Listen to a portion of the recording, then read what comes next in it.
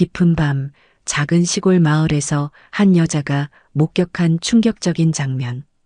65세 시아버지가 33세 며느리의 방에서 조심스럽게 나오는 모습이었습니다. 이 한 번의 목격이 온 마을을 발칵 뒤집어 놓았죠. 하지만 여러분, 진실은 상상 그 이상으로 충격적이었습니다. 과연 이 시아버지와 며느리 사이에 무슨 일이 벌어지고 있었던 걸까요? 지금 구독 버튼을 누르시고 이 믿기 힘든 반전 스토리를 끝까지 함께 해주세요. 댓글로 여러분의 추리도 남겨주시고요. 자, 그럼 이제 이 미스터리의 시작으로 들어가 보겠습니다. 9월의 서늘한 밤 공기가 작은 시골 마을을 감쌌습니다. 가로등 하나 제대로 없는 골목길에는 귀뚜라미 소리만이 정막을 깨뜨리고 있었죠. 김만수는 65세의 퇴직 공무원으로 평생을 성실하게 살아온 조용한 성격의 남자였습니다. 아내를 잃은 후 아들 지훈과 며느리 서진과 함께 살며 소박하지만 평온한 일상을 보내고 있었어요. 그런데 한 달 전 갑작스럽게 아들 지훈이 세상을 떠났습니다. 35세의 나이에 지병이 악화되어 심근경색으로 떠난 거였죠.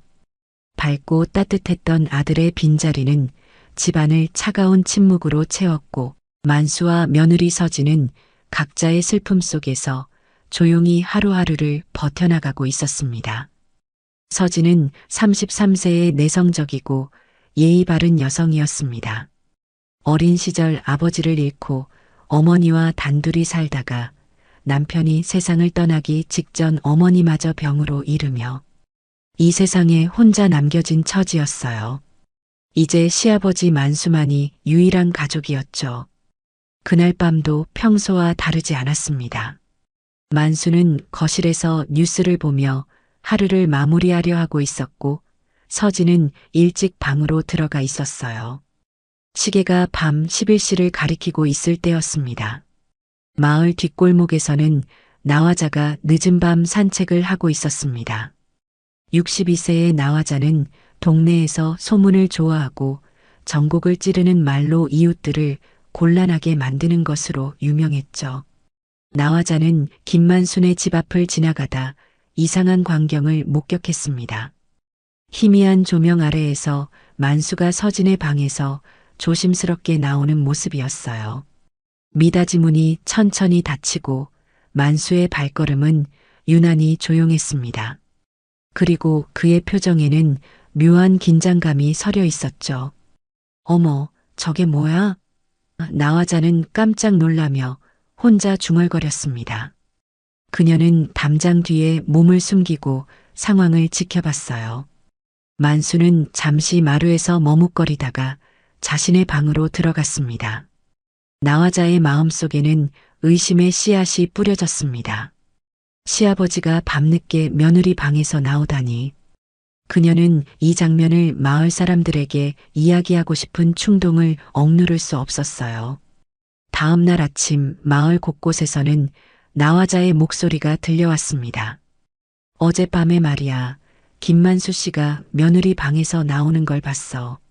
시계로 보니까 밤 11시가 넘은 시간이었다고. 마을 사람들은 처음에는 믿기지 않는다는 표정을 지었지만 나화자가 워낙 자세히 설명하자 점점 관심을 보이기 시작했어요. 설마 그럴 리가. 하지만 나화자 씨가 직접 봤다니까. 소문은 눈덩이처럼 불어났습니다. 아침 시장에서, 동네 슈퍼에서, 버스 정류장에서 사람들이 모이는 곳마다 이 이야기가 화제가 되었죠. 김만수 씨 정도로 성실한 사람이 설마. 하지만 아들 죽고 나서 집안 분위기가 많이 달라졌다더라. 마을 이장 박서방은 걱정스러운 표정으로 말했습니다. 아무리 그래도 시아버지와 며느리가. 그건 좀 아니지 않나? 하지만 미용실을 운영하는 최순자는 다른 의견이었어요. 요즘 세상에 못할 일이 어디 있어? 게다가 둘 다 외로운 처지잖아. 며칠이 지나자 소문은 더욱 구체적이 되었습니다. 밤마다 드나든다더라. 며느리가 요즘 외출도 안 한다던데. 만수 씨도 예전과 다르다고 하더라고. 한편 당사자인 만수와 서진은 이런 소문이 돌고 있다는 사실을 전혀 모르고 있었습니다. 만수는 평소처럼 아침 일찍 일어나 마당을 쓸고 서진은 조용히 집안일을 하며 하루를 보냈어요. 하지만 마을 사람들의 시선이 예전과 다르다는 것은 느낄 수 있었죠. 동네 슈퍼에 물건을 사러 간 만수는 사장의 어색한 인사를 받았습니다. 만수 씨, 요즘 어떻게 지내세요? 평소보다 말투가 어색했고 시선도 피하는 듯 했어요. 네, 그럭저럭 지내고 있습니다. 서진 역시 마찬가지였어요. 동네 아주머니들과 마주쳤을 때 평소와 다른 반응을 보이는 것을 느꼈습니다.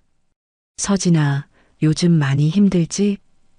혼자 사는 거 아니니까 다행이네. 이상하게 의미심장한 말들이었죠. 그날 저녁 나화자는 다시 한번 밤 늦게 김만순의 집 앞을 지나갔습니다. 이번에는 더욱 자세히 관찰하려는 의도였어요. 서진의 방에서는 희미한 불빛이 새어나오고 있었고 가끔 여자의 웃음소리가 들려왔습니다. 애구 남사스러워라. 나화자는 중얼거렸습니다. 다음 날 소문은 더욱 구체화되었습니다. 밤마다 웃음소리가 들린다더라. 둘이 무슨 이야기를 그렇게 하는지. 사람들의 상상력은 점점 더 자극적인 방향으로 흘러갔어요. 마을 복지센터에서 일하는 김사회 복지사도 이 소문을 들었습니다.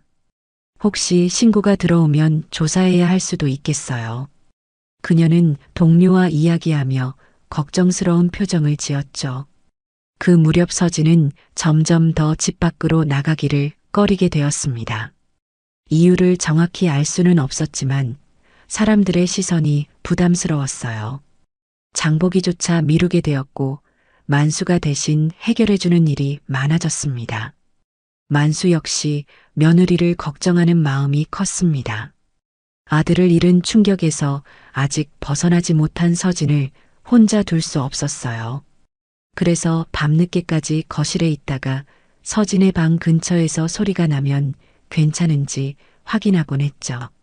나화자는 이런저런 이야기들을 하나하나 수집하며 자신의 추측을 더욱 확신하게 되었어요. 그리고 마침내 결정적인 한마디를 던졌습니다. 내가 보기에는 저 둘 사이에 뭔가 있는 것 같아. 아무리 시아버지와 며느리라고 해도 밤마다 함께 있는 건 이상하지 않아? 이 말은 마을 전체를 뒤흔들어 놓았습니다. 이제 단순한 의심이 아닌 거의 확신에 가까운 소문으로 번져나갔어요. 그리고 이 소문은 곧 더 큰 파장을 불러일으키게 될 것이었습니다. 소문이 퍼진 지 일주일이 지났습니다. 김만수와 박서진의 일상은 겉보기에는 여전히 평온해 보였지만 마을 사람들의 시선은 점점 더 예리해지고 있었어요. 특히 서진이 외출을 거의 하지 않는다는 사실이 더욱 의심을 부추겼습니다. 사실 서진이 외출을 꺼리는 진짜 이유는 전혀 달랐습니다. 남편을 잃은 충격과 깊은 슬픔으로 인해 사람들과 마주치는 것 자체가 힘들었거든요. 그저 조용히 집에서 남편의 추억을 곱씹으며 하루하루를 견뎌내고 있었을 뿐이었죠. 만수 역시 며느리의 상태를 걱정하며 최대한 배려하려 노력했습니다. 장보기부터 각종 집안일까지 서진이 부담을 느끼지 않도록 묵묵히 도맡아 했어요. 아들을 잃은 슬픔은 그 자신도 마찬가지였지만 더 어리고 약한 며느리를 지켜야 한다는 책임감이 그를 움직였습니다. 밤이 되자 서진은 라디오를 켰습니다. 오늘 방송에서는 감동적인 사연을 소개하고 있었어요. 청취자가 보낸 편지를 읽어주는 코너였죠. 사랑하는 남편을 하늘나라로 떠나보낸 한 여성의 이야기. 서진의 눈에 눈물이 고였습니다. 방송 속 사연이 자신의 이야기 같았거든요. DJ의 따뜻한 위로의 말들이 그녀의 마음에 조금이나마 위안을 주었어요. 한편 만수는 거실에서 책을 읽고 있었습니다. 가끔 서진의 방에서 나는 소리가 들렸지만 그저 라디오 소리라는 걸 알고 있었어요. 며느리가 혼자서 슬픔을 달래고 있다는 것도 이해했고요. 이제 마을 곳곳에서는 더욱 구체적인 소문이 돌기 시작했어요. 매일 밤 소리가 난다더라. 둘이 무슨 이야기를 그렇게 하는 거야? 이제 확실한 것 같아. 시장에서 만난 아주머니들은 점점 더 확신에 찬 목소리로 이야기했습니다. 처음에는 믿기지 않았는데 이제는 만수 씨 같은 사람도 그럴 수 있구나. 세상 참 많이 변했어. 이런 소문들이 점점 더 구체화되고 확산되면서 작은 시골 마을은 하나의 큰 화제로 들썩이기 시작했습니다. 그리고 이 모든 상황의 중심에 있는 김만수와 박서진은 아직도 자신들 주변에서 벌어지고 있는 일을 전혀 모르고 있었어요. 소문이 퍼진 지 보름이 지났습니다. 김만수와 박서진을 둘러싼 의혹은 이제 마을 전체의 관심사가 되어 있었어요. 그리고 마침내 결정적인 사건이 벌어졌습니다. 어느 화요일 오후 서진은 오랜만에 집 밖으로 나섰습니다. 생필품이 떨어져서 어쩔 수 없이 읍내 백화점까지 가야 했거든요. 평소보다 단정하게 옷을 차려입고 버스를 탔지만 마음은 무거웠어요. 사람들과 마주치는 것이 여전히 부담스러웠거든요. 백화점에 도착한 서진은 필요한 물건들을 빠르게 구입했습니다. 하지만 화장실에 들렀을 때 갑자기 감정이 북받쳐 올랐어요. 거울 속에 비친 자신의 모습이 너무나 초라해 보였거든요. 남편이 없는 현실이 다시 한번 가슴을 짓눌렀습니다. 여보, 나 어떻게 살아야 해? 서진은 화장실 구석에서 목 놓아 울기 시작했어요. 그동안 꾹꾹 참아왔던 슬픔과 외로움이 한꺼번에 터져 나왔습니다. 어깨가 흔들리고 눈물이 멈추지 않았죠. 바로 그때 화장실에 들어온 사람이 있었습니다. 마을에서 조금 떨어진 곳에 사는 최순희 씨였어요. 그녀는 서진의 오열하는 모습을 보고 깜짝 놀랐습니다. 어머, 서진 씨 아니에요? 서진은 황급히 눈물을 닦으며 고개를 돌렸어요. 아, 안녕하세요. 괜찮으세요? 많이 우시네요. 순이는 걱정스러운 표정으로 물었지만 마음 한구석에서는 다른 생각이 들었어요. 혹시 그 일이 들통났나? 아, 네. 그냥 남편 생각이 나서요. 서진이 어색하게 대답했습니다. 아, 그러셨구나. 많이 힘드시겠어요. 순이는 겉으로는 위로하는 척했지만 내심으로는 이 장면을 다른 사람들에게 이야기하고 싶었죠. 서진이 화장실을 나간 후 순이는 곧바로 마을로 돌아가 이 소식을 퍼뜨렸습니다. 서진이가 백화점 화장실에서 펑펑 울고 있더라고. 많이 괴로워하는 것 같던데. 그 일이 들통났나 봐. 이 이야기는 순식간에 마을 전체로 퍼져나갔어요. 사람들은 서진의 눈물을 여러 가지로 해석했습니다. 죄책감 때문이겠지. 이제 견디기 힘들어지나 보네. 양심의 가책을 받는 거야. 한편 만수는 읍내 시계 수리점을 찾았습니다. 아들이 남긴 시계가 고장나서 수리를 맡기려고 했거든요. 시계 수리점 주인 김 기사는 만수와 오랜 안면이었어요. 만수 씨, 오랜만이네요. 무슨 일로? 시계 수리 좀 부탁드리려고요. 지훈이가 쓰던 건데 고장이 났어요. 만수가 조심스럽게 시계를 꺼내 보였습니다. 김 기사는 시계를 살펴보며 말했어요. 이거 꽤 고급 시계네요. 수리하는데 일주일 정도 걸릴 것 같은데. 네, 괜찮습니다. 천천히 해주세요. 그때 김 기사가 무심코 물었습니다. 요즘 집에서 잘 지내세요? 며느리분하고 둘이서 적적하시겠어요. 네, 그럭저럭 지내고 있어요. 서진이가 아직 많이 힘들어해서 신경 쓸 일이 많습니다. 만수는 순수한 마음으로 대답했지만 다음 말이 문제였어요. 밤에 꼭 챙겨야 할 일이 있어서 잠도 제대로 못 자고 있어요.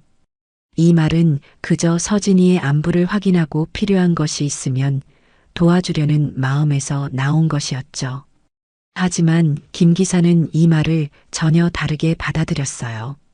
아, 그러시구나. 밤에 챙겨야 할 일이. 그의 표정에 미묘한 변화가 생겼습니다. 이미 마을에 도는 소문을 들어서 알고 있었거든요.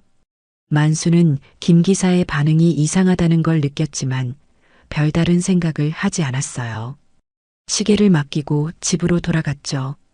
하지만 김 기사는 곧바로 이 이야기를 다른 사람들에게 전했습니다. 만수 씨가 직접 인정했어.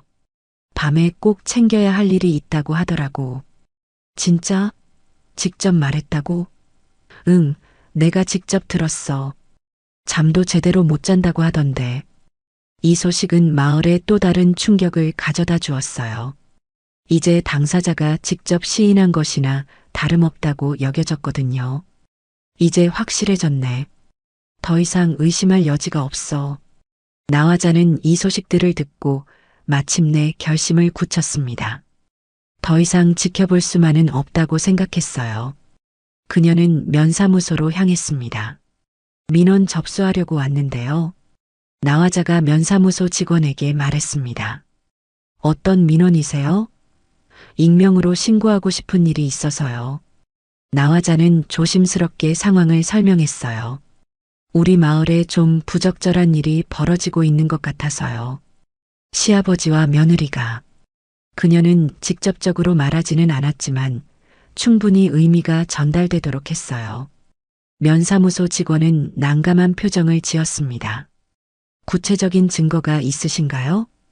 여러 사람이 목격했고 당사자도 인정했어요. 밤마다 함께 있다고 직접 말했거든요.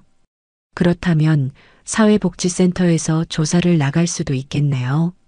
직원이 말했습니다. 부적절한 동거 상황이라면 신고 의무가 있으니까요. 나화자는 만족스러운 표정으로 면사무소를 나왔어요. 드디어 자신이 원하던 일이 벌어지게 된 거였죠. 그날 저녁 마을 곳곳에서는 흥미진진한 대화가 오가고 있었습니다. 면사무소에 신고가 들어갔다더라. 복지센터에서 조사 나온다는데? 이제 정말 큰일 났네. 어떤 사람들은 걱정스러워했고 어떤 사람들은 호기심에 찬 표정을 지었어요. 만수 씨 정도 되는 사람이 세상에 못할 일이 어디 있어. 곧 진실이 밝혀지겠네. 한편 당사자인 만수와 서진은 여전히 아무것도 모르고 있었습니다. 만수는 평소처럼 저녁 뉴스를 보고 있었고 서진은 방에서 라디오를 들으며 하루를 마무리하고 있었어요. 하지만 곧 이들에게도 피할 수 없는 현실이 다가오게 될 것이었습니다. 복지센터의 조사, 마을 사람들의 시선, 그리고 오해가 불러온 거대한 파장이 두 사람의 평온한 일상을 완전히 뒤바꿔 놓으려 하고 있었어요. 면사무소에 신고가 들어간 지 사흘 후 드디어 복지센터에서 연락이 왔습니다. 김만수는 평소와 다름없이 마당에서 고추를 따고 있을 때 전화벨 소리를 들었어요. 여보세요. 김만수님 댁 맞나요? 정중하지만 공식적인 목소리가 들려왔습니다. 네, 맞습니다. 안녕하세요. 시군통합복지센터 김나영입니다. 실태 조사를 위해 방문하려고 하는데요. 만수는 당황했어요. 실태 조사요? 무슨 조사 말씀이신가요? 가족 구성원 관련 민원이 접수되어서 확인차 방문하는 겁니다. 내일 오전 10시경에 갈 예정인데 괜찮으실까요? 네, 괜찮습니다. 만수는 영문을 모르겠지만 일단 승낙했어요. 전화를 끊고 나서 한참을 생각했습니다. 무슨 민원이 들어왔다는 거지?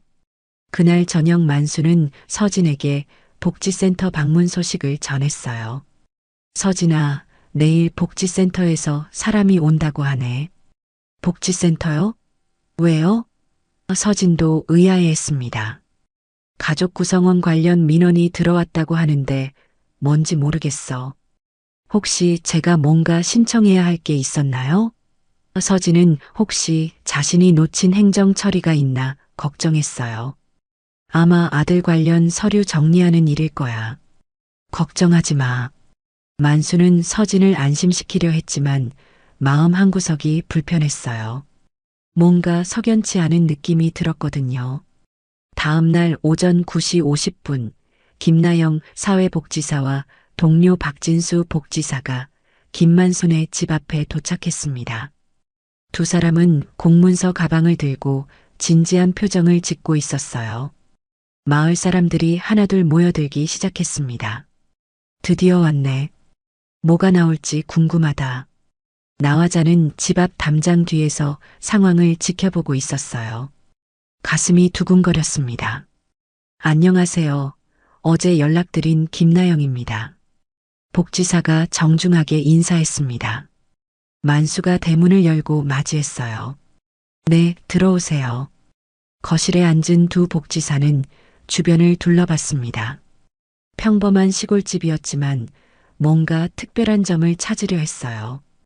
특히 서진의 방으로 이어지는 복도 쪽을 유심히 봤습니다. 혹시 박서진 씨도 계신가요? 네, 잠깐만요.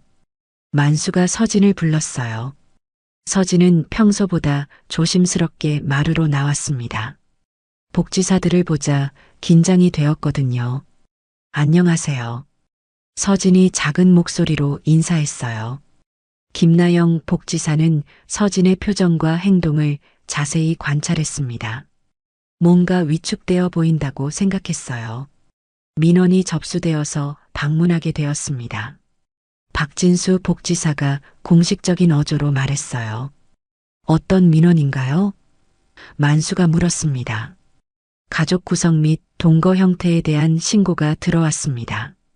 복지사의 말에 만수와 서진은 서로를 바라봤어요.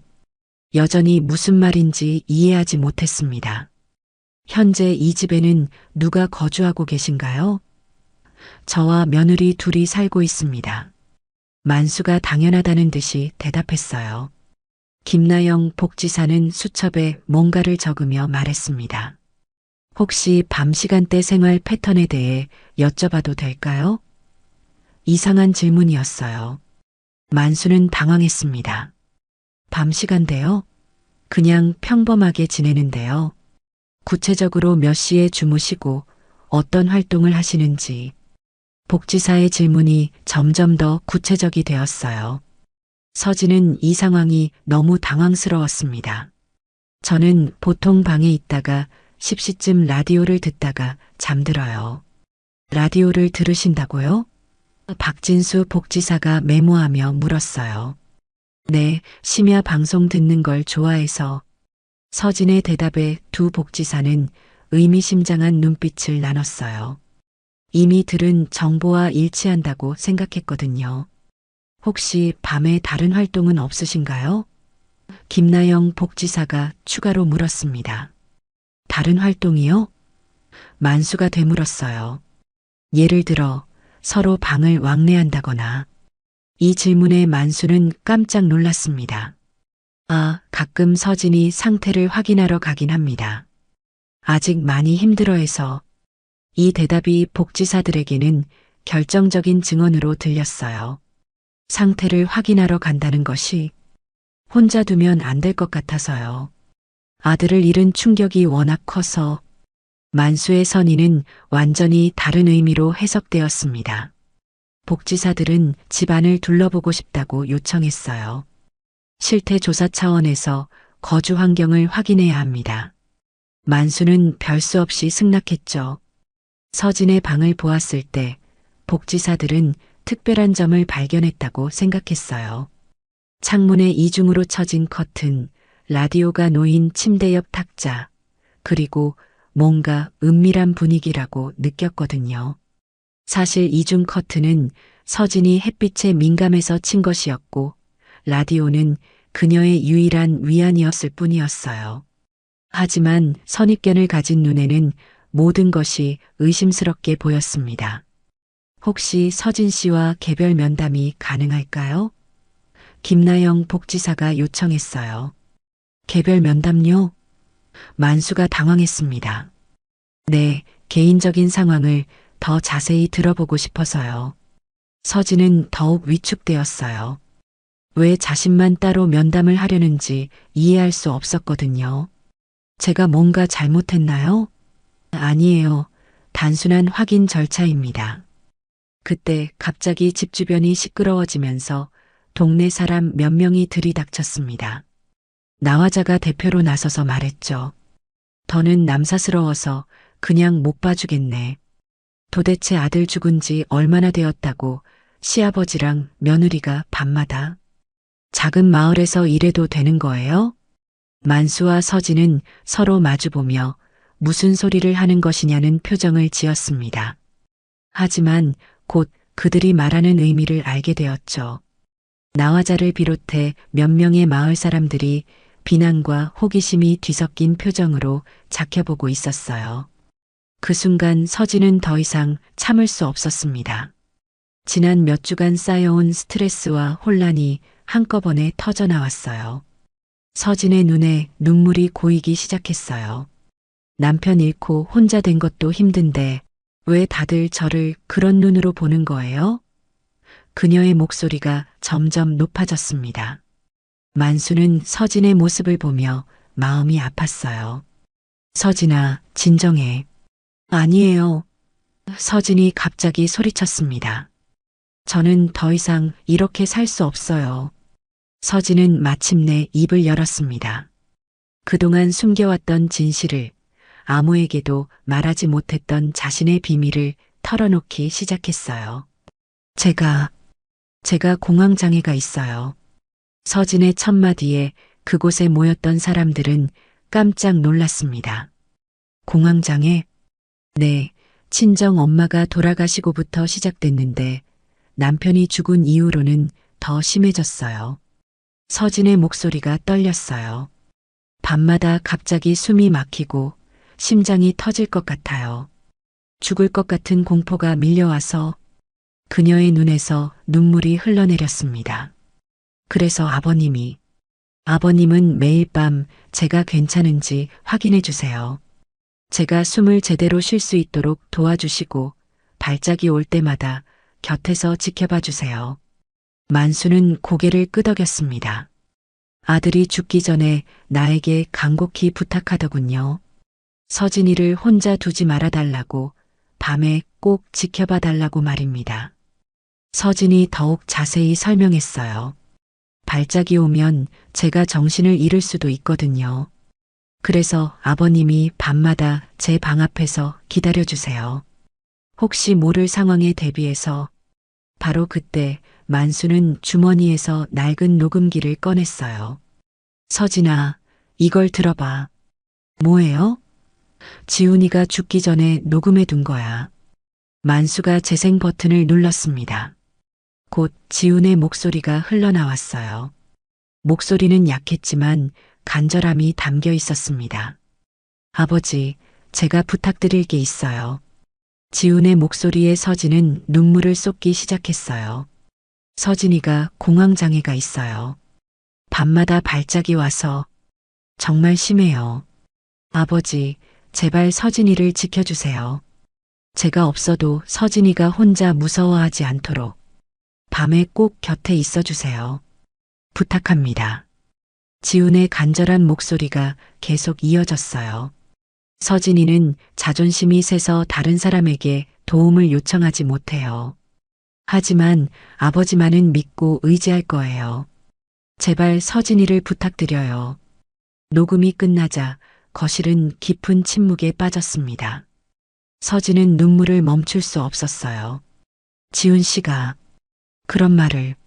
서진은 더욱 크게 울었어요. 죄송해요, 아버님. 제 때문에 오해받게 해서. 아니야, 서진아. 이건 아무도 잘못이 없어. 사람들이 모르고 오해한 거야. 만수가 이어서 말했습니다. 제가 서진이 방을 드나든 것은 발작을 확인하고 도와주기 위해서였습니다. 밤에 들리던 소리는 서진이가 듣는 라디오 방송이었고요. 두 사람의 이야기를 듣고 있던 마을 사람들은 모두 한동안 침묵에 빠졌습니다. 제일 먼저 침묵을 깬 것은 나화자였습니다. 그녀는 눈물을 훔치며 나섰습니다. 제가 너무 성급했습니다. 정말 죄송해요. 그녀는 자신이 얼마나 큰 잘못을 했는지 깨달았어요. 부녀회장이 서진에게 다가갔어요. 서진 씨, 혼자 그런 고생을 하고 계셨군요. 몰라서 미안해요. 아니에요. 제가 말하지 않아서. 사람들이 하나둘 일어나서 만수와 서진에게 사과하기 시작했어요. 정말 죄송합니다. 오해해서 미안해요. 앞으로 도와드릴게요. 집을 나서며 나화자가 만수에게 말했어요. 만수 씨, 정말 훌륭한 아버지세요. 그리고 지훈 씨도 정말 좋은 아들이었네요. 그녀의 목소리에는 진심 어린 존경이 담겨 있었어요. 그날 밤 마을은 완전히 달라져 있었습니다. 오해는 풀렸고 진실은 밝혀졌어요. 그리고 무엇보다 서진은 더 이상 혼자가 아니라는 것을 알게 되었습니다.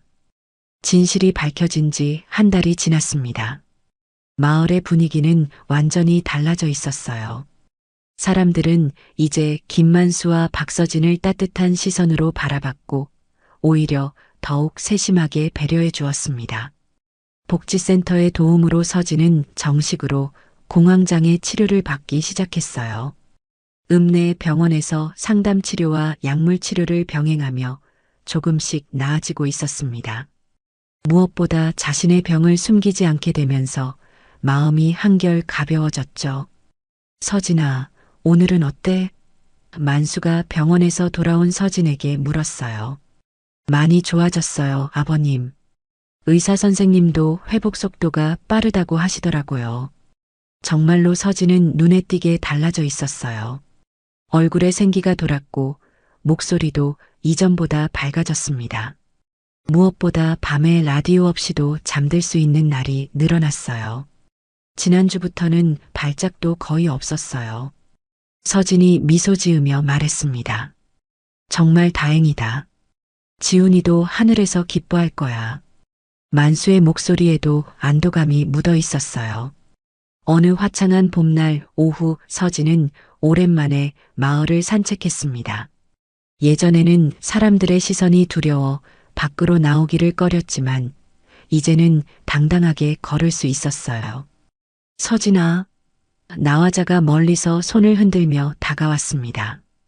예전에는 피하고 싶었던 사람이지만 이제는 마음 편하게 마주할 수 있었어요. 아주머니, 안녕하세요. 요즘 정말 좋아 보인다. 치료 효과가 있나 보네. 나화자의 목소리에는 진심 어린 걱정과 관심이 담겨 있었어요. 네, 많이 좋아졌어요. 아주머니도 그동안 신경 써주셔서 감사해요. 서진이 고마움을 표현했습니다. 사실 나화자는 진실이 밝혀진 후 누구보다 서진을 챙겨주고 있었거든요. 우리가 오해해서 정말 미안했어. 앞으로는 힘든 일 있으면 언제든 말해. 고맙습니다. 집으로 돌아오는 길에 서진은 문득 멈춰 섰어요. 마을 입구에 있는 버스 정류장을 바라보며 깊은 생각에 잠겼습니다. 그곳에는 서울행 버스 시간표가 붙어 있었어요. 그날 저녁 서진은 평소보다 조용했습니다. 저녁 식사를 마치고도 뭔가 말하고 싶어 하는 듯한 표정이었어요. 만수는 며느리의 변화를 눈치챘습니다. 서진아, 무슨 생각을 하고 있니? 아버님. 서진이 조심스럽게 입을 열었어요. 제가 말씀드릴 게 있어요. 그래, 뭔지 말해봐. 만수가 따뜻하게 격려했습니다. 서진은 잠시 망설이다가 결심한 듯 말했어요. 아버님, 제 삶을 다시 시작해보고 싶어요. 이 말에 만수는 약간 놀랐지만 한편으로는 예상했던 일이기도 했어요. 어떤 뜻인지 좀 더 자세히 말해줄래? 서울에 있는 대학 동기가 작은 책방을 운영하고 있어요. 얼마 전에 연락이 왔는데 함께 일할 사람을 찾고 있다고 하더라고요. 서진의 목소리에는 설렘이 담겨 있었어요. 제가 책을 정말 좋아하잖아요. 예전부터 그런 일을 해보고 싶었거든요. 만수는 잠시 생각에 잠겼습니다. 한편으로는 며느리가 새로운 삶을 시작하려는 의지를 보이는 것이 기뻤지만 다른 한편으로는 혼자 남게 될 자신을 생각하니 아쉬웠어요. 아직 완전히 나은 건 아니잖아. 혼자서 괜찮겠어? 만수의 걱정 어린 목소리였습니다. 네, 의사 선생님도 환경을 바꾸는 것이 도움이 될 거라고 하셨어요. 새로운 곳에서 새로운 사람들을 만나면서 완전히 회복할 수 있을 거라고요. 서진이 이어서 말했어요. 그리고 여기 있으면 계속 남편 생각만 나고 슬픈 기억들에서 벗어나기 어려워요. 물론 좋은 기억들도 많지만 만수는 서진의 마음을 이해했습니다. 젊은 여성이 혼자서 새로운 삶을 시작하고 싶어 하는 것은 당연한 일이었어요. 친구분은 어떤 분이야? 대학 때 같은 과였는데 정말 좋은 친구예요. 결혼할 때도 와줬고 남편 장례식 때도 와줬거든요. 믿을 만한 사람이에요. 서진이 설명했습니다. 책방 일이라 만수가 중얼거렸어요. 그래, 내가 좋아하는 일이니까 잘할 수 있을 거야. 아버님께서 허락해 주신다면 서진이 조심스럽게 말했어요. 만수는 깊은 한숨을 내쉬었습니다. 솔직히 서진이 떠나는 것이 아쉬웠어요. 이제 정말로 혼자가 되는 거였거든요. 하지만 며느리의 행복이 더 중요했습니다. 서진아, 내가 행복한 거 그게 제일 중요해. 지훈이도 그걸 원할 거야. 서진의 눈에 눈물이 고였어요. 아버님, 정말 감사해요. 아버님이 아니었다면 저는 정말 어떻게 됐을지 몰라요. 고마워할 것 없어. 가족이잖아. 만수가 따뜻하게 말했습니다. 그런데 언제 떠날 생각이야? 다음 주쯤. 너무 급한가요? 아니야, 결정했으면 빨리 시작하는 게 좋지. 그날 밤 서진은 짐을 정리하기 시작했어요. 많지 않은 짐이었지만 하나하나가 소중한 추억이었습니다. 남편과의 사진, 결혼 반지, 그리고 이곳에서의 기억들. 만수는 거실에서 혼자 앉아 생각에 잠겨 있었어요. 아내를 잃고 아들을 잃고 이제 며느리까지 떠나보내야 하는 현실이 무겁게 다가왔습니다. 하지만 동시에 뿌듯함도 느꼈어요. 아들의 마지막 부탁을 지켜냈고 며느리가 다시 일어설 수 있도록 도왔으니까요. 이제 서진은 새로운 삶을 시작할 준비가 되어 있었어요. 지훈아, 아빠가 약속 지켰다. 서진이가 이제 혼자서도 잘 살아갈 수 있을 거야. 만수가 하늘을 보며 중얼거렸습니다. 며칠 후 마을 사람들은 서진의 서울행 소식을 들었어요. 모두들 아쉬워하면서도 응원해 주었습니다. 새로운 곳에서 좋은 일만 있을 거야. 가끔 소식 전해줘. 나화자는 서진에게 직접 만든 김치를 가져다 주며 말했어요. 서울 가서 힘들면 언제든 연락해. 우리가 도와줄 수 있는 건 뭐든지 할게. 출발을 하루 앞둔 저녁, 서진과 만수는 마지막 저녁 식사를 함께 했습니다. 식탁에는 평소보다 많은 음식이 차려져 있었어요. 만수가 며느리를 위해 특별히 준비한 것이었죠. 아버님, 정말 많이 해주셨어요. 별것 아니야. 마지막이잖아. 두 사람은 조용히 식사를 했어요. 말은 많지 않았지만 서로에 대한 고마움과 애정이 가득했습니다. 이제 정말로 새로운 시작을 앞두고 있었어요. 드디어 떠나는 날이 왔습니다. 서울행 버스가 오후 2시에 출발 예정이었어요. 서진은 새벽부터 마지막 짐 정리를 하며 복잡한 마음을 달래고 있었습니다. 만수는 평소보다 일찍 일어나 서진을 위한 마지막 아침 식사를 준비했어요. 서진이 좋아하는 된장찌개와 김치볶음, 그리고 갓 구운 계란말이까지 정성이 가득 담긴 상차림이었습니다. 아버님, 이렇게까지 하실 필요 없는데. 서진이 미안한 마음으로 말했어요. 마지막인데 뭘 많이 먹어둬야지. 만수의 목소리에는 아쉬움이 가득했습니다. 식사를 하며 두 사람은 지난 시간들을 되돌아봤어요. 처음에 이 집에 왔을 때가 생각나네요. 서진이 말했습니다. 그때 참 어색했지. 서로 뭘 말해야 할지 몰라서. 지금 생각해보면 그 시간들이 모두 소중했어요. 서진의 목소리가 잠시 떨렸어요. 나도 그래. 지훈이가 좋은 사람을 아내로 만났구나 싶었어. 오전 11시경 마을 사람들이 하나둘 작별 인사를 하러 왔습니다. 제일 먼저 온 사람은 나화자였어요. 그녀는 정성스럽게 포장한 도시락을 서진에게 건넸습니다. 길에서 배고프면 먹어. 우리 시골 맛이라 입에 안 맞을 수도 있지만. 고마워요, 아주머니. 정말 맛있게 먹을게요. 서진이 진심으로 고마워했어요. 이장과 부녀회장도 와서 인사를 나눴습니다. 서울 가서도 건강 잘 챙기고 좋은 소식 자주 전해줘. 마을 사람들의 따뜻한 배웅이 이어졌어요. 복지센터 김나영 사회복지사도 마지막 인사를 하러 왔습니다. 서진 씨, 서울에서도 치료 꾸준히 받으세요. 제가 소개해드린 병원 꼭 가시고요. 네, 잊지 않을게요. 그동안 정말 감사했어요. 12시가 되자 서진은 마지막으로 남편의 사진 앞에 섰습니다. 집안 제일 좋은 자리에 모셔둔 지훈의 영정이었어요. 여보, 나 이제 새로운 곳으로 가. 아프지 말고 기다려줘.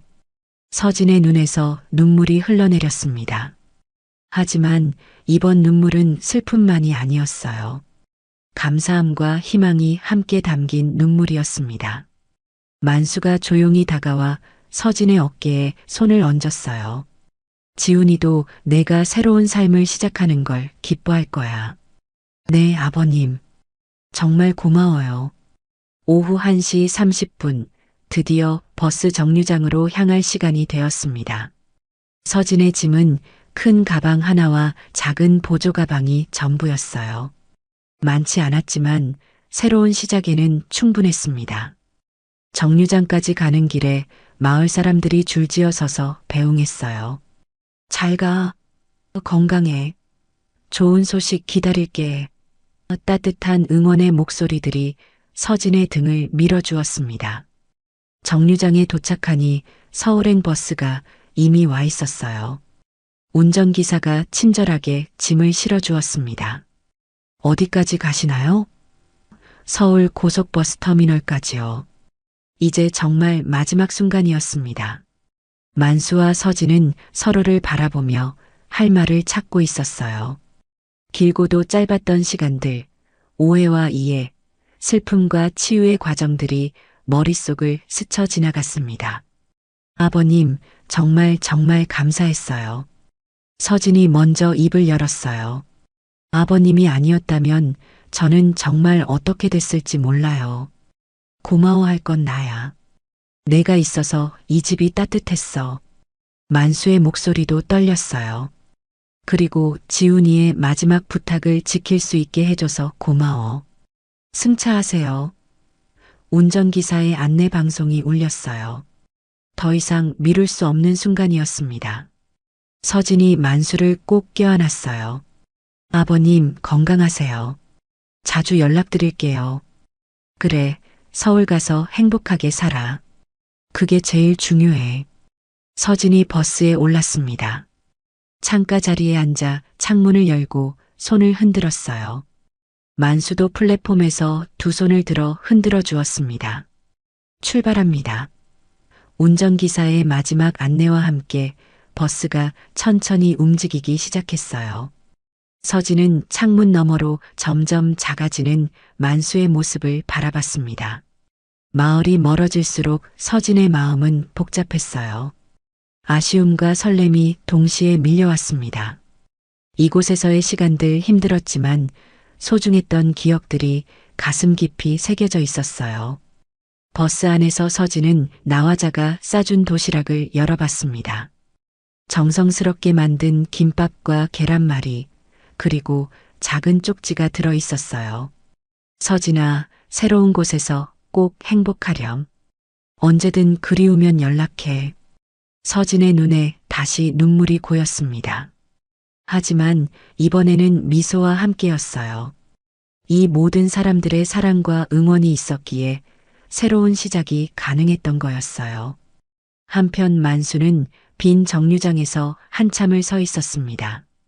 버스가 완전히 사라질 때까지 그 자리를 지켰어요. 이제 정말로 혼자가 되었지만 이상하게 마음이 평온했습니다. 집으로 돌아오는 길에 만수는 하늘을 올려다봤어요. 지훈아, 아빠가 약속 지켰다. 서진이 이제 새로운 삶을 시작할 거야. 내가 바라던 대로 말이야. 그날 저녁 서진에게서 문자가 왔어요. 아버님, 무사히 도착했어요. 친구가 마중 나와서 반갑게 맞아줬어요. 걱정 마시고 건강하세요. 정말 사랑해요. 만수는 답장을 보냈습니다. 다행이다. 새로운 곳에서 좋은 일만 있길 바란다. 나도 잘 지낼 테니 걱정 말고. 6개월 후 서진에게서 또 연락이 왔어요. 아버님, 책방 일이 정말 재미있어요. 손님들과 책 이야기 나누는 게 이렇게 즐거운 줄 몰랐어요. 공황장애도 거의 다 나았고요. 정말 감사해요. 만수는 미소 지으며 답장했습니다. 기쁜 소식이구나. 내가 행복하니까 나도 마음이 편해.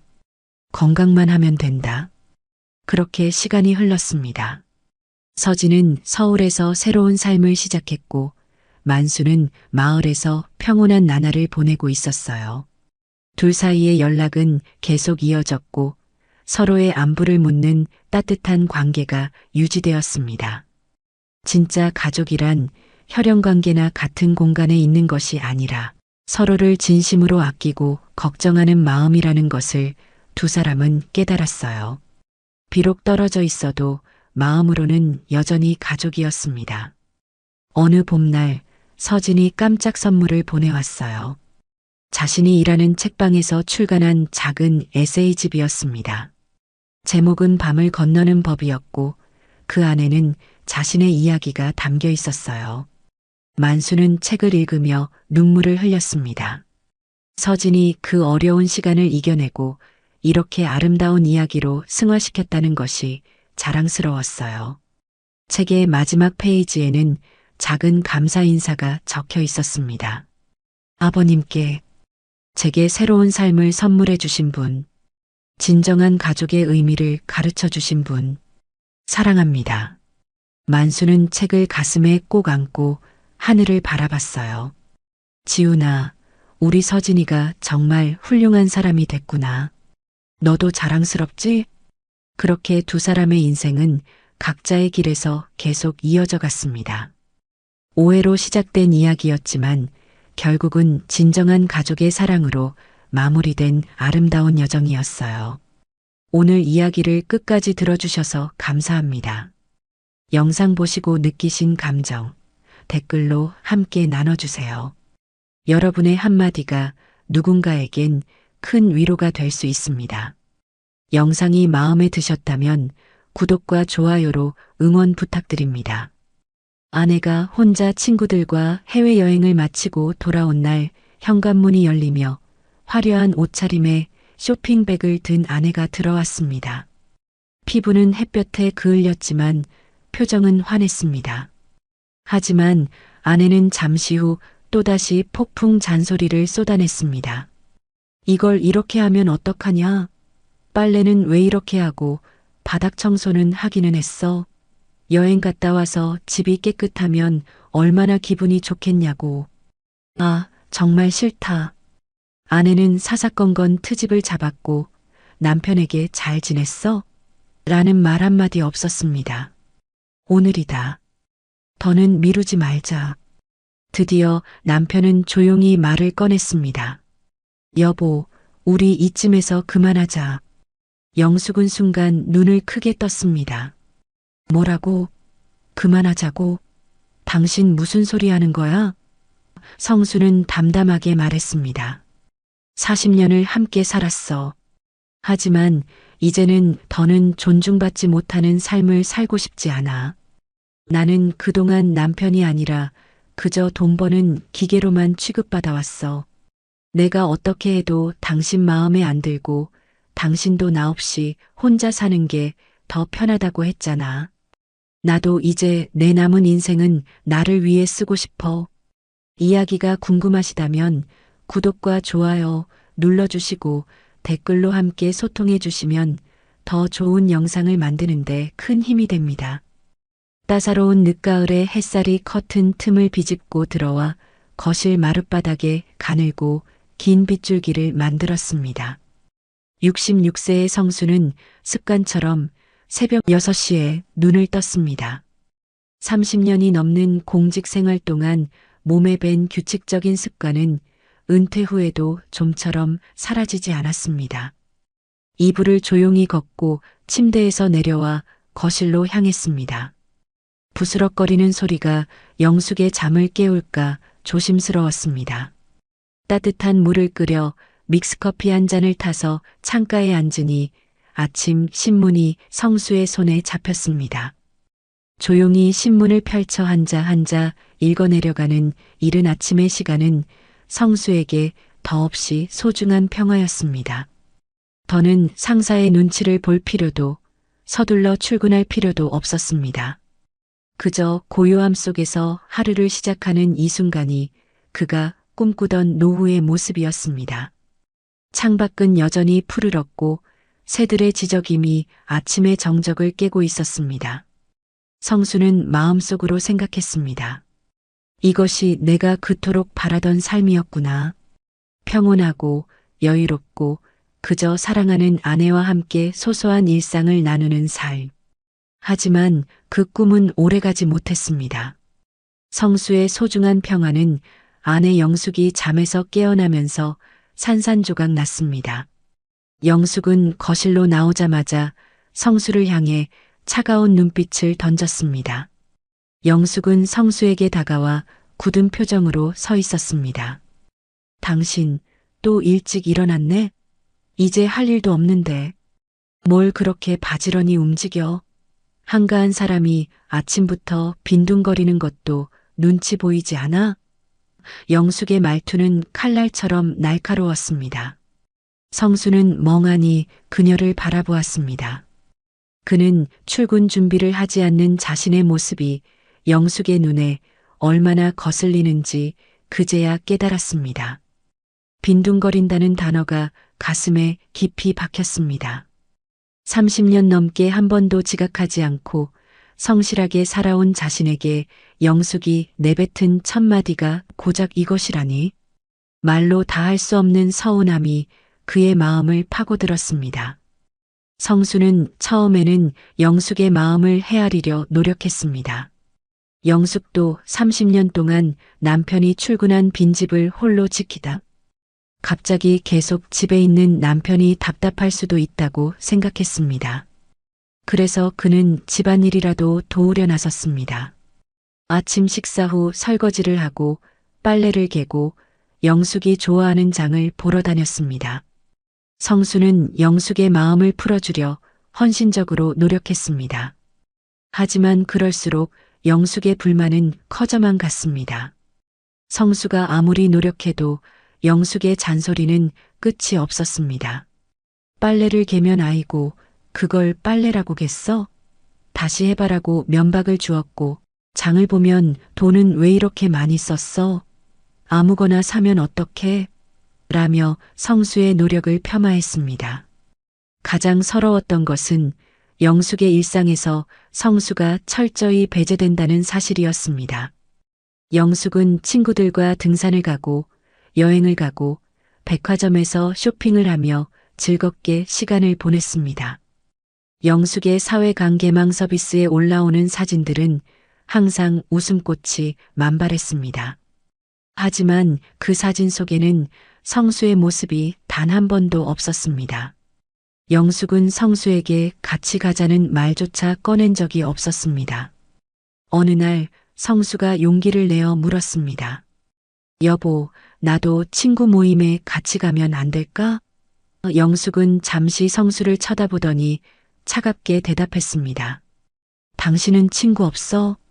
당신도 친구들 만나러 나가. 그리고 거긴 여자들끼리 만나는 자리야. 할 일 없으면 그냥 집에서 쉬고 있어요. 영숙의 말에 성수는 아무 말도 할 수 없었습니다.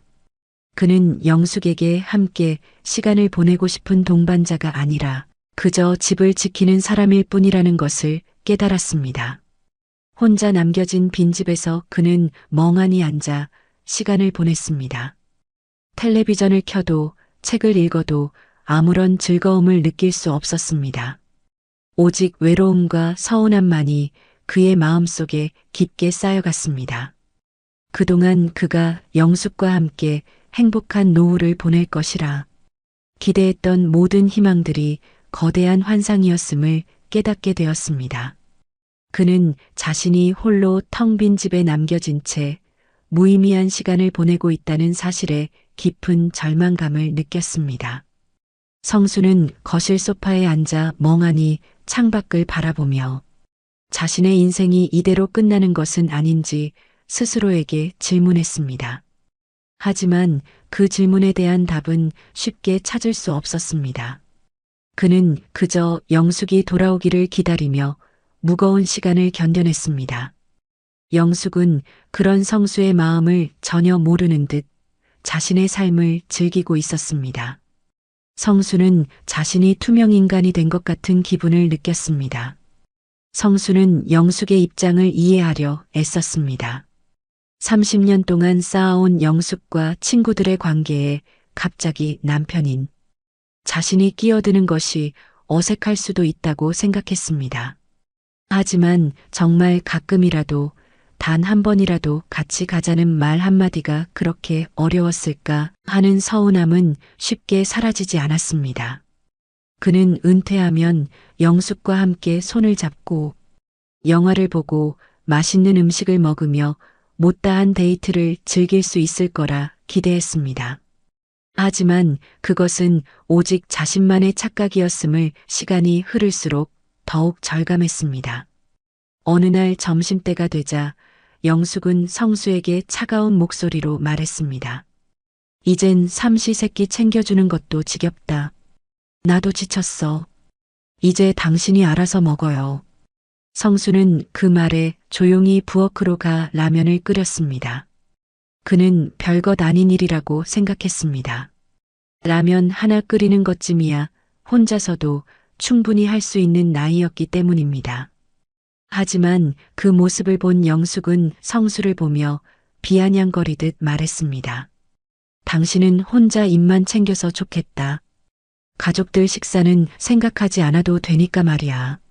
순간 성수의 젓가락이 멈추었습니다. 그는 차려달라고 한 적도 없었고 오히려 혼자 알아서 먹으라고 해서 그렇게 한 것인데 그마저도 영숙의 비난을 듣는 현실에 성수는 말문이 막혔습니다. 도대체 어떻게 하라는 거야? 차리기 싫다면서 먹지도 말라는 거야? 성수는 속으로 외쳤지만 입 밖으로는 한마디도 내뱉지 못했습니다. 40년을 함께 산 아내와 라면 한 그릇 때문에 싸우고 싶지는 않았기 때문입니다. 그날 이후 성수는 밥을 먹을 때마다 영숙의 눈치를 보게 되었습니다. 뭘 먹어도 어떻게 먹어도 영숙의 비난 대상이 될 것만 같은 기분이 들었습니다.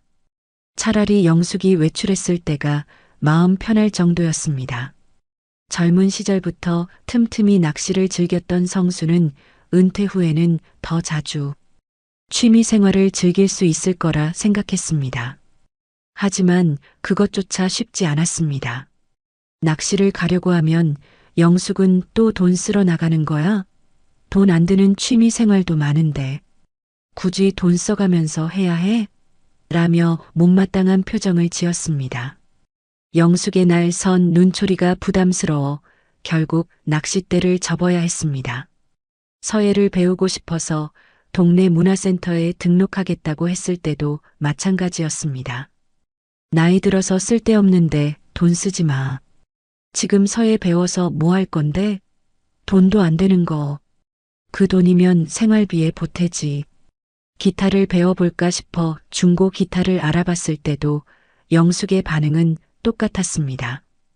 이 나이에 당신 취미 생활에 돈 쓸 여유가 어디 있어? 차라리 나 같으면 그 시간에 아르바이트라도 해서 돈이나 더 벌어오겠다. 그 순간 성수는 비참한 현실을 깨달았습니다. 영숙의 눈에 그는 더 이상 살아가는 사람이 아니라 여전히 돈을 벌어오는 기계일 뿐이었습니다. 30년 공직 생활을 마치고 연금을 받으며 소소한 취미 생활이라도 즐기고 싶었는데 그것조차 영숙에게는 사치였던 것입니다. 물론 영숙의 걱정도 이해는 되었습니다. 앞으로 의료비가 많이 들고 물가도 계속 오르니 생활비가 부족할 수도 있다는 불안감일 것입니다. 하지만 단 몇만 원짜리 취미 활동도 허락받아야 하는 노후가 과연 제대로 된 노후일까요? 성수는 자신에게 끊임없이 질문했습니다. 영숙과의 대화는 더 이상 소통이 아닌 일방적인 비난과 명령으로 변질되어 있었습니다. 성수는 영숙의 마음속에 남아있는 자신에 대한 존중이 이미 오래전에 사라졌다는 것을 직감했습니다. 이 집은 더 이상 그에게 평온한 안식처가 아니었습니다. 성수는 거실 소파에 앉아 텔레비전을 멍하니 바라보며 깊은 생각에 잠겼습니다. 그는 자신이 영숙의 그림자 속에서 살고 있다는 것을 깨달았습니다.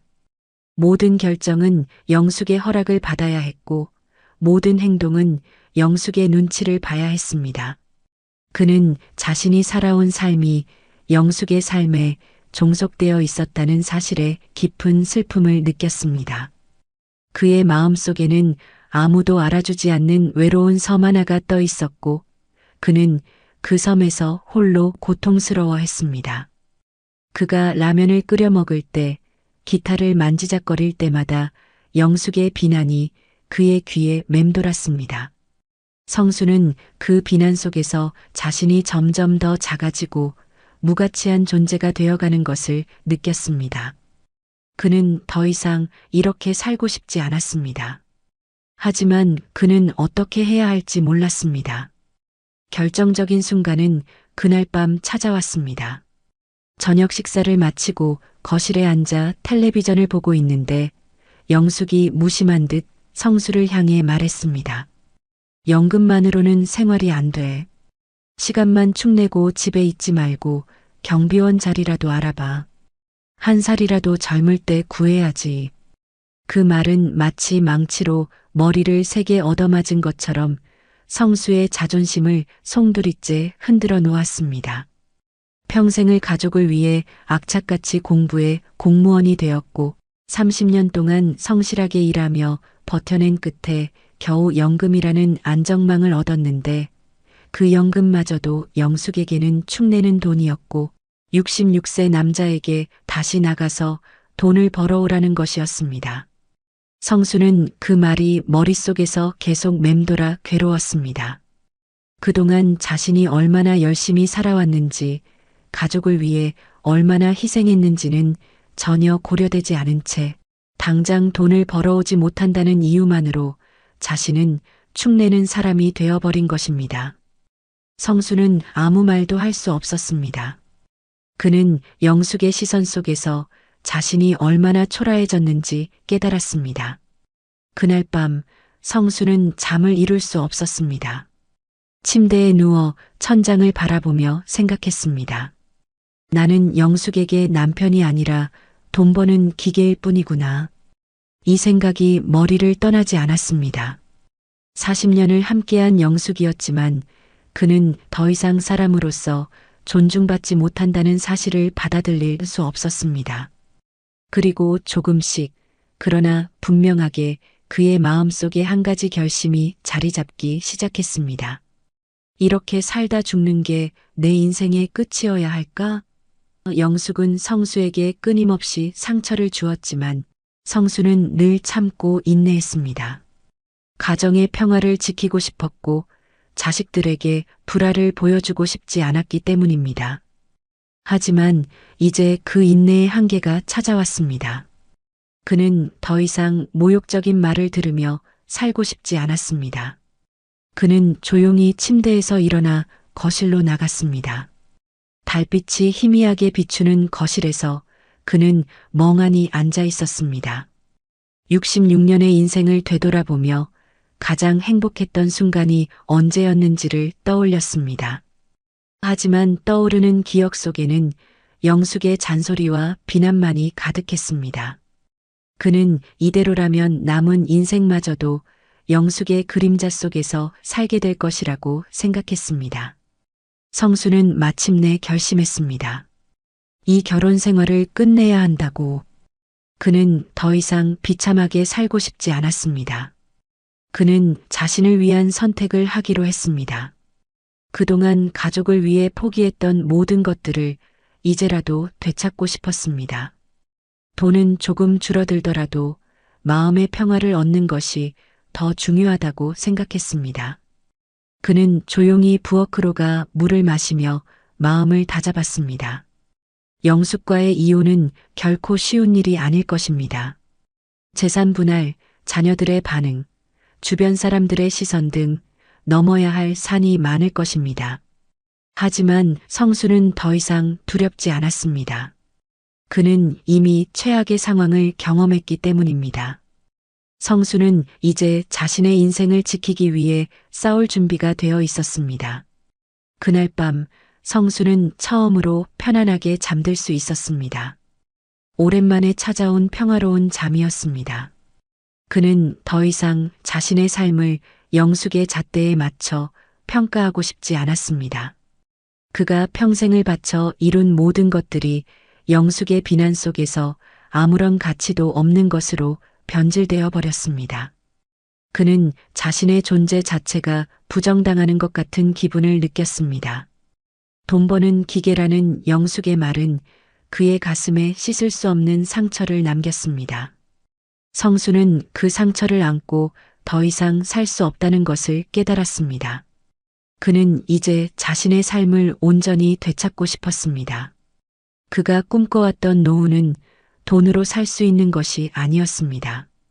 그것은 존중과 자유, 그리고 평화였습니다. 성수는 그날 이후 더 이상 영숙의 눈치를 보지 않았습니다. 그의 표정에는 미세하지만 단단한 결심이 깃들어 있었습니다. 그의 마음속에는 아무도 흔들 수 없는 확고한 의지가 자리 잡았습니다. 그는 더 이상 비참한 삶을 살지 않겠다고 다짐했습니다. 그 결심은 그에게 새로운 힘을 주었습니다. 가장 참기 힘들었던 순간은 온 가족이 모인 자리에서 벌어졌습니다. 딸과 사위, 그리고 손주까지 찾아와 오랜만에 함께 저녁 식사를 하게 된 날이었습니다. 성수는 아침부터 괜히 마음이 들떠 있었습니다. 요즘 집에서 영숙과 단둘이 지내다 보니 말할 상대도 없었는데 오늘만큼은 가족들과 즐겁게 이야기하며 식사할 수 있을 거라 생각했습니다. 오늘은 웃으면서 식사할 수 있겠지. 그런 기대를 품고 식탁에 앉았습니다. 손주가 학교 이야기를 하고 딸이 직장 이야기를 하는 모습을 보니 정말 행복했습니다. 하지만 그 행복은 오래가지 못했습니다. 갑자기 영숙의 입에서 나온 말이 성수의 가슴을 무너뜨렸습니다. 얘들아, 너희 아버지 요즘 뭐 하는 줄 아니? 지겨워 죽겠어. 연금만 축내면서 하루 종일 집에만 있어. 내가 없으면 밥 한 끼도 못 챙기면서 말이야. 순간 식탁 위에 숟가락 소리가 뚝 끊겼습니다. 딸은 어색하게 웃으며 고개를 숙였고 사위는 다른 화제를 꺼내려고 애썼습니다. 하지만 그 순간 성수의 귀에는 영숙의 말만 메아리 쳤습니다. 연금만 축내는 사람, 밥 한 끼도 못 챙기는 사람. 그때 손주가 순진하게 물었습니다. 할아버지, 이제 일 안 해요? 그 말에 성수는 웃어 보이려고 했지만 얼굴 근육이 굳어버렸습니다. 손주 앞에서, 자식들 앞에서 그는 한순간에 무능한 노인으로 전락해 있었습니다. 평생을 악착같이 공부해 공무원이 되었고 30년 넘게 일하며 가족을 위해 살아왔는데 그 모든 세월이 단 한순간에 조롱거리로 바뀌는 순간이었습니다. 그의 가슴은 마치 날카로운 칼에 베인 듯 쓰라렸습니다. 딸이 조심스럽게 말했습니다. 엄마, 그런 말씀은 애도 있는데. 하지만 영숙은 멈추지 않았습니다. 뭐가 잘못된 말이야? 사실이잖아. 나이도 젊은데 늙은이 마냥 집에서 빈둥거리기만 하잖아. 성수는 그 순간 영숙의 말이 단순한 불평이 아니라 자신의 인생 전체를 부정하는 말이라는 것을 깨달았습니다. 식사는 어색하게 끝났고 가족들은 일찍 돌아갔습니다. 그날 밤 성수는 정말 잠을 이룰 수 없었습니다. 누워서 눈을 감아도 영숙의 목소리가 귓가에 맴돌았습니다. 연금만 축내는 사람. 그날 이후 성수의 마음속에는 단 하나의 결심이 자리 잡았습니다. 이 결혼 생활이 맞는 거야? 차라리 혼자가 편하지 않을까? 그는 정말 심각하게 이혼을 생각해 보았습니다. 이제는 감정만으로는 버틸 수 없다는 것을 알았습니다. 정말로 이혼을 한다면 현실적으로 어떻게 살아갈지부터 냉정하게 계산해 봐야 했습니다. 그는 이불을 걷어차고 일어나 거실로 나왔습니다. 캄캄한 밤, 그는 혼자 앉아 깊은 생각에 잠겼습니다. 그는 자신이 영숙에게 무시당하는 이유가 단지 돈 때문이라고 생각했습니다. 돈을 벌어오지 못하는 무능한 존재로 낙인 찍힌 것입니다. 그가 평생 동안 이룬 모든 것들이 영숙의 시선 속에서 아무런 가치도 없는 것으로 변질되어 버렸습니다. 성수는 더 이상 이런 비참한 삶을 살고 싶지 않았습니다. 그의 마음속에는 복잡한 감정이 뒤섞여 있었습니다. 억울함, 분노, 슬픔, 그리고 조금의 희망. 그는 이제 더 이상 영숙의 비난과 잔소리를 듣고 싶지 않았습니다. 그는 자신이 살아온 삶을 스스로 존중하고 싶었습니다. 그는 자신을 위한 선택을 할 용기가 필요했습니다. 그는 조용히 서랍을 열어 통장을 꺼냈습니다. 영숙이 그동안 관리해왔던 저축이 생각보다 많이 남아 있었습니다. 이 정도면 혼자 살아갈 수 있을까? 그는 스스로에게 물었습니다. 재산은 영숙과 절반으로 나눈다고 해도 최소한의 생활은 가능할 것 같았습니다. 그는 이혼이라는 선택이 가져올 현실적인 어려움들을 냉정하게 직시했습니다. 하지만 그 어려움보다 더 큰 것은 영숙과의 결혼 생활에서 오는 정신적인 고통이었습니다. 성수는 이혼을 결심하며 마음속으로 다짐했습니다. 그래, 재산의 절반을 잃더라도 나는 내 인생을 되찾겠다. 그날 밤 성수는 처음으로 혼자서 편안함을 느꼈습니다. 성수는 마음속으로 가계부를 그려보기 시작했습니다. 그가 평생 동안 이룬 것들을 냉정하게 계산하는 작업은 서글펐지만 동시에 마음을 단단하게 만들어 주었습니다. 집을 팔고 절반을 나눠 가진 뒤 남은 돈으로 작은 전셋집을 구하는 시뮬레이션을 해보았습니다. 그리고 매달 들어오는 연금으로 생활비를 맞춰보았습니다. 생각보다 빠듯했지만 불가능한 일은 아니었습니다. 아니, 어쩌면 매일 영숙의 눈치를 보며 살아가는 지금보다 훨씬 나은 삶일 수도 있다는 생각이 들었습니다. 그는 비로소 깨달았습니다. 그래, 재산을 절반 나누고 나면 가진 게 줄어들겠지. 하지만 최소한 자유는 얻을 수 있어. 돈은 모자라면 줄여서 살면 돼. 하지만 존중 없는 삶은 더는 견딜 수 없다. 그는 그날 일기장에 이렇게 적었습니다. 남는 게 적더라도 이제는 내 인생을 지키겠다. 펜을 내려놓는 순간 이상하게도 마음은 오히려 가벼웠습니다. 평생 가족을 위해 모아온 돈이지만 이제는 그 절반을 내려놓고라도 자신의 인생을 찾겠다고 다짐했기 때문입니다. 그의 마음속에는 더 이상 주저함이나 미련이 남아있지 않았습니다. 오직 앞으로 나아가야 한다는 강한 의지만이 자리 잡았습니다. 며칠 후 영숙은 친구들과 해외여행을 떠나기로 했다고 말했습니다. 여행 준비를 하며 분주히 오가는 영숙의 모습에는 오랜만에 활력이 넘쳤습니다. 캐리어에 여러 옷을 챙기고 거울 앞에서 화장을 고치고 전화기 너머로 친구와 신이 나서 웃고 떠드는 모습. 그런 영숙을 본 것이 언제였는지 기억조차 나지 않았습니다. 하지만 그 활력 속에는 성수를 향한 미안함이나 배려는 조금도 담겨 있지 않았습니다. 여행을 떠나기 전날 영숙은 성수에게 말했습니다. 나 이번에 일주일은 집에 없어. 당신도 한번 혼자 살아봐라. 내가 없어도 얼마나 잘 버티는지 경험해 보라고. 마치 선생님이 학생에게 숙제를 내주듯 하는 말투였습니다. 밥은 미리 안 해놨어. 반찬도 안 사놨으니까 알아서 해먹어. 설거지든 뭐든 다 스스로 해봐. 그래야 내가 얼마나 힘들게 사는지 알지. 그 말을 들으며 성수는 잠시 웃음이 나왔습니다. 미안함은커녕 오히려 시험을 치르듯 떠나는 영숙의 모습이 더는 그의 마음을 흔들지 못했습니다. 마지막까지 자신을 남편이 아니라 관리 대상으로 대하는 모습에 남아있던 애정이나 미련이 깨끗하게 사라지는 것을 느꼈습니다. 그래, 이제는 정말 끝내도 되겠다. 성수는 스스로에게 그렇게 말했습니다. 영숙이 현관문을 열고 여행 가방을 끌며 당당히 나서는 뒷모습을 바라보면서도 그의 마음은 이상하게도 가벼웠습니다. 그동안은 혹시라도 그래도 오랜 세월 함께한 정 때문에 망설였지만 그 순간만큼은 조금의 흔들림도 없었습니다. 영숙이 떠난 지 이틀째 되던 날 성수는 마침내 변호사 사무실을 찾아갔습니다. 변호사의 질문에 한동안 말이 나오지 않았습니다.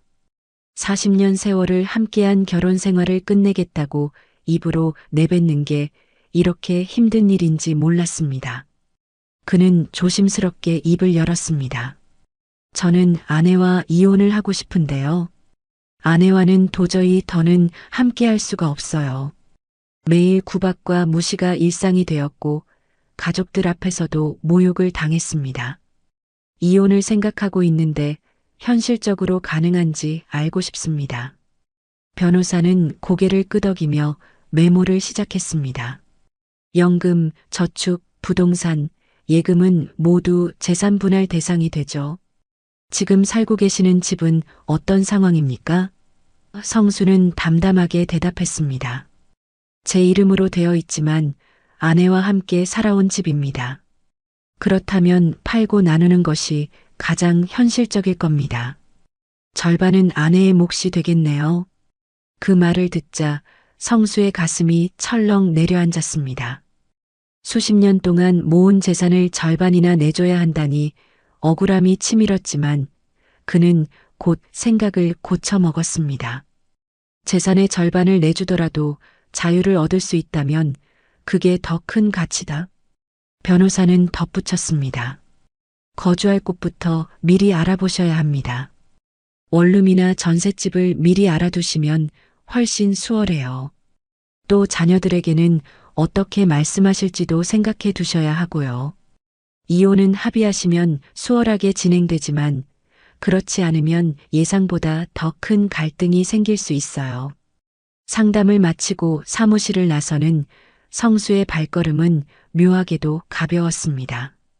비록 앞으로 넘어야 할 산이 많겠지만 이제는 길이 눈앞에 보였기 때문입니다. 그의 마음은 이미 새로운 삶을 향해 나아가고 있었습니다. 영숙이 해외여행을 마치고 돌아온 날 현관문이 열리며 화려한 옷차림에 쇼핑백을 든 영숙이 들어왔습니다. 피부는 햇볕에 그을렸지만 표정은 환했습니다. 하지만 영숙은 잠시 후 또다시 폭풍 잔소리를 쏟아냈습니다. 이걸 이렇게 하면 어떡하냐? 빨래는 왜 이렇게 하고 바닥 청소는 하기는 했어? 여행 갔다 와서 집이 깨끗하면 얼마나 기분이 좋겠냐고. 아, 정말 싫다.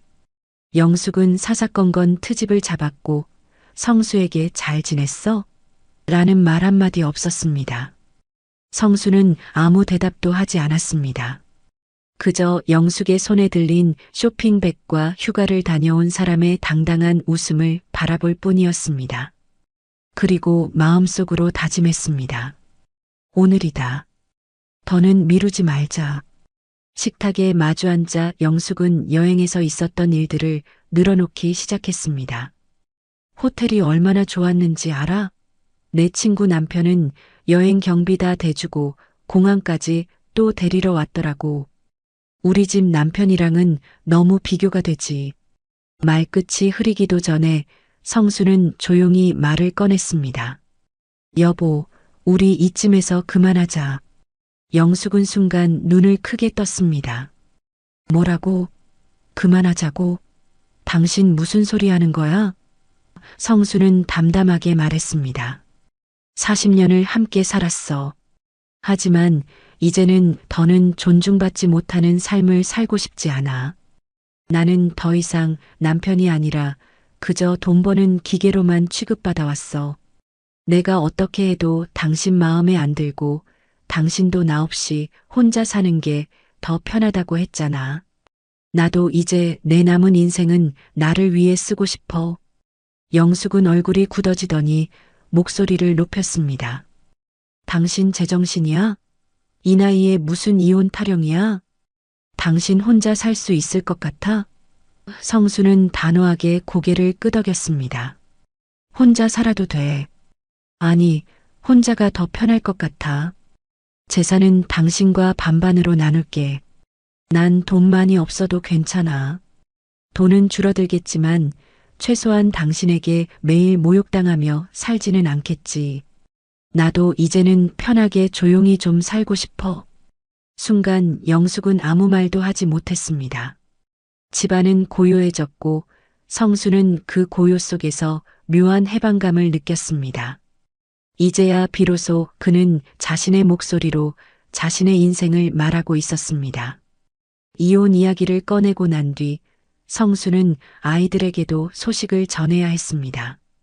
딸은 이미 시집을 갔고 아들은 가정을 꾸린 지 오래라 큰 충격은 아닐 거라 생각했지만 그래도 조심스러웠습니다. 먼저 딸에게 전화를 걸었습니다. 딸아, 아버지가 할 말이 있다. 엄마와 이혼을 생각하고 있어. 전화기 너머로 한동안 침묵이 흘렀습니다. 그러더니 딸이 조심스럽게 말했습니다. 아버지가 그렇게 말씀하신다면 얼마나 오랫동안 생각하셨을지 알 것 같아요. 아버지와 어머니의 결정이 그렇다면 저희는 괜찮아요. 예상과 달리 딸은 성수의 결정을 탓하지 않았습니다. 오히려 이해한다는 반응이었습니다. 엄마와 아버지의 입장이 너무나도 다르다는 건 저도 알고 있었어요. 아들의 반응도 비슷했습니다. 아버지, 힘든 결정이었을 텐데 그래도 본인을 위해 선택하셨다면 존중할게요. 필요한 거 있으면 언제든 말씀하세요.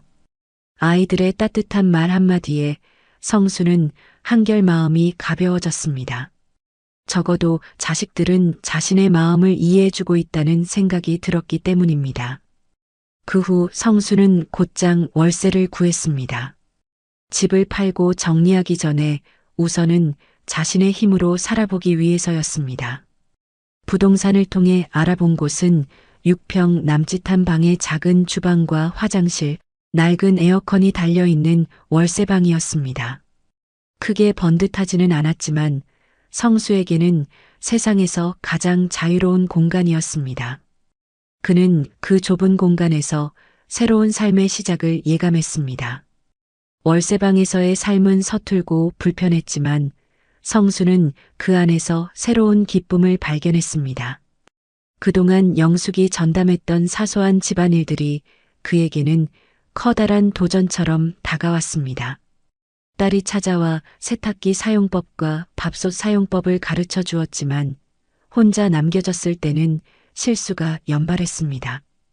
세탁기를 잘못 돌려 흰 셔츠가 분홍색으로 변하기도 했고 밥솥에 물을 잘못 맞춰 죽처럼 질거나 반대로 딱딱하게 되기도 했습니다. 라면 하나 끓이는 것도 녹록지 않았습니다. 딸의 당부대로 계란을 끓는 물에 넣었지만 국물이 넘쳐 가스레인지가 엉망이 되기도 했습니다. 청소기도 처음에는 다루기가 어려웠습니다. 집이 좁으니 대충 쓸어도 될 줄 알았는데 먼지가 구석구석 쌓여 금세 답답해졌습니다. 냉장고 관리도 마찬가지였습니다. 그 모든 것이 서툴고 힘들었지만 이상하게도 성수는 즐거웠습니다. 누구의 눈치도 보지 않고 자신의 마음대로 배우고 실패하고 다시 시도할 수 있었기 때문입니다. 그는 그 작은 월세방에서 매일같이 독립을 배워나갔습니다. 하루하루 불편함을 겪으면서 동시에 자신의 삶을 자신의 손으로 만들어가는 법을 익혔습니다. 처음에는 영숙이 나가서 돈을 벌어라라고 할 때마다 가슴이 철렁 내려앉고 자존심이 무너졌습니다. 은퇴 후까지 또다시 돈을 벌러 나가야 한다는 말이 너무도 모욕적으로 느껴졌기 때문입니다. 하지만 월세방에서 혼자 지내다 보니 생각이 달라졌습니다. 집안에만 머물러 있으면 시간이 멈춘 듯 답답했고 몸도 마음도 점점 무거워졌습니다. 나가서 잠시라도 몸을 움직이면 오히려 활력이 생기지 않을까? 그렇게 마음을 바꾸고 시니어 아르바이트 자리를 찾아보기 시작했습니다. 그러던 중 동네 야간 편의점에서 아르바이트 구인 공고를 보게 되었습니다. 밤 10시부터 새벽 2시까지 4시간, 짧은 시간이지만 단순한 일이었습니다. 처음에는 겁이 났습니다. 66세의 편의점 아르바이트라니 괜히 창피하다는 생각도 들었습니다. 하지만 막상 시작해보니 의외로 재미가 있었습니다. 각양각색의 손님들이 들어와 작은 이야기를 남기고 갔습니다. 밤늦게까지 공부하는 대학생, 늦게 퇴근하고 맥주 한 캔을 집어가는 직장인, 그리고 가끔 안부를 묻고 가는 단골 손님들. 아저씨, 요즘 자주 뵙네요. 새로 오신 거예요? 젊은 대학생이 친근하게 말을 걸어왔을 때 성수는 괜히 기분이 좋았습니다. 네, 얼마 전부터 시작했어요. 대단하시네요. 그 말에 성수는 처음으로 자신이 하는 일에 자부심을 느꼈습니다. 누군가에게는 존경받을 만한 일이었던 것입니다. 가끔 단골 아주머니가 와서는 야근 고생 많으세요라며 따뜻한 말을 건네기도 했습니다. 그런 작은 배려들이 성수에게는 큰 힘이 되었습니다. 그는 손님들에게서 오히려 삶의 활력을 얻었습니다. 이 나이에도 아직 할 수 있구나라는 사실만으로도 가슴이 뛰었습니다. 그는 영숙의 눈치 때문에 미루었던 꿈들을 하나둘씩 현실로 만들어가기 시작했습니다. 오랫동안 꿈꾸던 기타를 배우기 시작했습니다. 동네 음악학원에 등록하고 중고 기타 하나를 샀습니다. 서툰 손가락이지만 줄을 튕길 때마다 새로운 세상을 만나는 기분이었습니다. 한 달 정도 지나자 간단한 동요 정도는 연주할 수 있게 되었습니다. 고향의 봄을 연주했을 때의 그 뿌듯함은 말로 표현할 수 없었습니다. 서예도 다시 시작했습니다. 젊을 때 잠깐 배웠던 기억을 되살려 붓을 잡았습니다.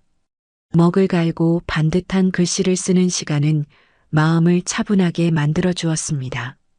물론 경제적으로는 예전보다 빠듯해졌지만 그는 전혀 개의치 않았습니다. 그는 이제 자신의 삶을 온전히 누리고 있었습니다.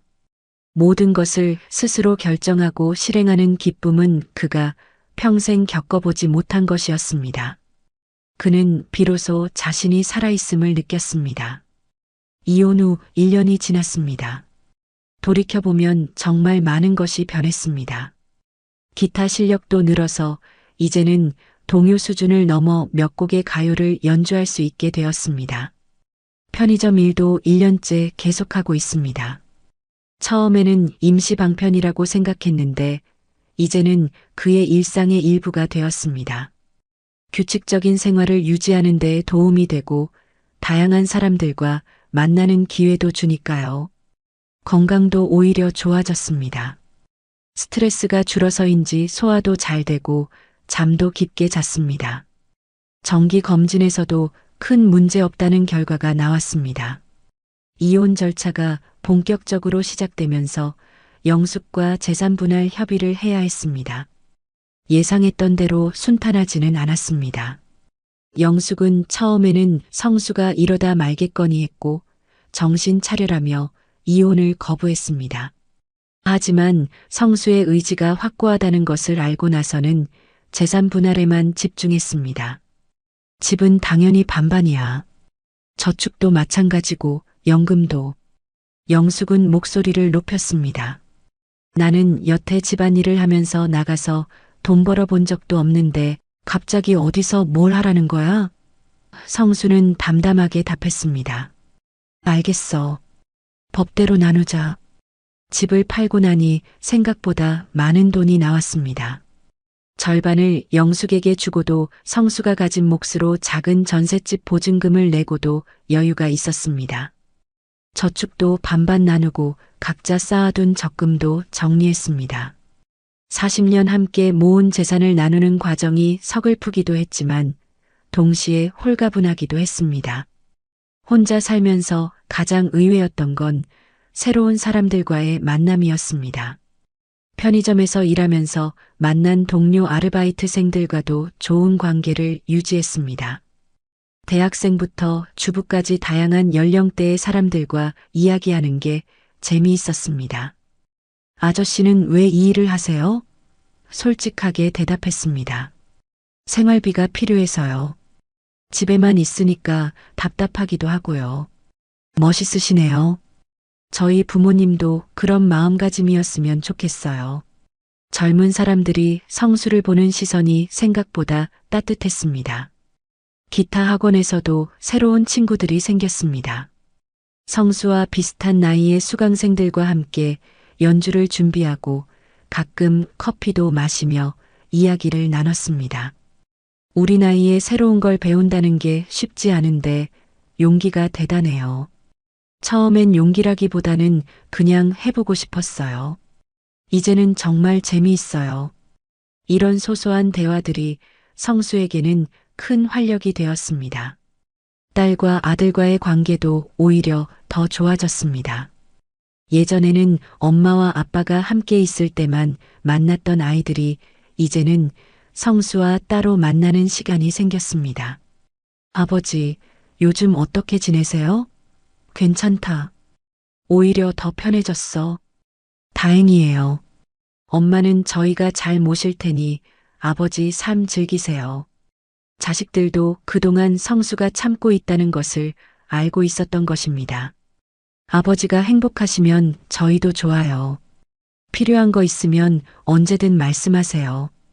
손주들과의 관계도 더 좋아졌습니다. 성수의 마음에 여유가 생기니 질 좋은 관계를 유지하게 되었습니다. 오히려 더 많은 장난을 치게 되는 관계가 되었습니다. 할아버지 기타 들어볼래요? 서툰 연주를 들어주는 손주의 모습에서 순수한 기쁨을 느꼈습니다.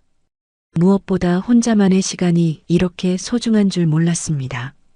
아침에 눈을 떠서 오늘은 뭘 할까 하고 계획을 세우는 것부터가 즐거웠습니다. 누구의 허락을 받을 필요도 없고 눈치를 볼 일도 없었습니다. 책을 읽고 싶으면 하루 종일 읽을 수 있었고 영화를 보고 싶으면 밤늦게까지 볼 수 있었습니다. 간단한 일상이지만 이런 자유가 얼마나 소중한지 새삼 깨달았습니다. 특히 저녁 시간이 좋았습니다.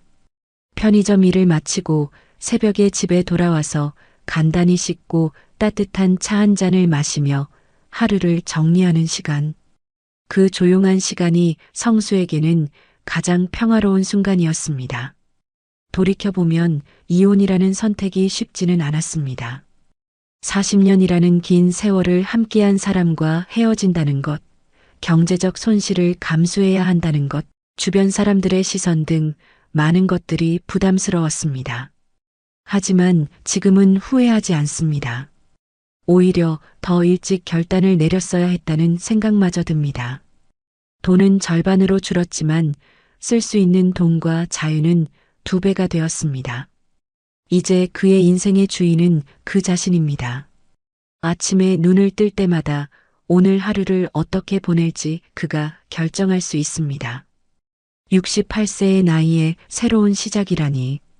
늦었다고 생각할 수도 있겠지만 그는 그렇게 생각하지 않습니다. 앞으로 얼마나 더 살지는 모르지만 남은 시간만큼은 온전히 그 자신의 것으로 살고 싶었기 때문입니다. 모든 분에게 이혼을 권하는 것은 아닙니다. 하지만 존중받지 못하는 관계에서 하루하루 스트레스를 받으며 무작정 참기만 하는 것도 답이 아니라는 것을 말씀드리고 싶습니다. 여러분의 노후가 누군가의 눈치가 아닌 자신의 선택으로 채워지기를 바랍니다. 오늘 이야기를 끝까지 들어주셔서 감사합니다. 영상 보시고 느끼신 감정, 댓글로 함께 나눠주세요. 여러분의 한마디가 누군가에겐 큰 위로가 될 수 있습니다. 영상이 마음에 드셨다면 구독과 좋아요로 응원 부탁드립니다.